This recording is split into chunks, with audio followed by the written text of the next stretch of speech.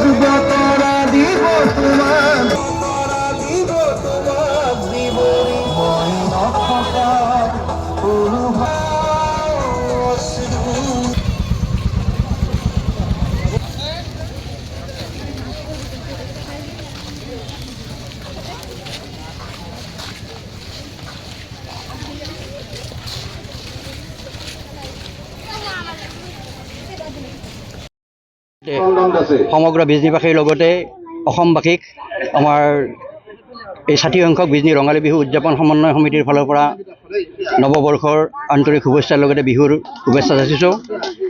আজি আমাৰ কাৰ্যসূচী অনুসৰি তৃতীয় দিনৰ কাৰ্যসূচী আৰু তৃতীয় দিনৰ প্ৰথমটো কাৰ্যসূচী হৈছে আমাৰ সাংস্কৃতিক শোভাযাত্ৰা।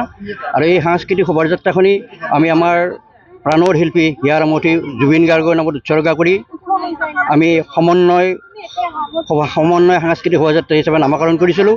আৰু এই শোভাযাত্ৰাখনিত আমি দেখিবলৈ পাইছোঁ যে আমাৰ বিহু সমিতিৰ নিমন্ত্ৰণ মৰ্মে স্বতঃস্ফূৰ্তভাৱে বিভিন্ন অনুষ্ঠান প্ৰতিষ্ঠানৰ লগতে আমাৰ বিভিন্ন সাংস্কৃতিক দল, বিজনী অঞ্চলৰ সমূহ বিহু কমিটিয়ে ইয়াত উপস্থিত হৈছেহি আৰু ৰাইজৰ স্বতঃস্ফূৰ্ত সঁহাৰি পাই আমি উদযাপন সময় নথৈ আনন্দিত হৈছোঁ।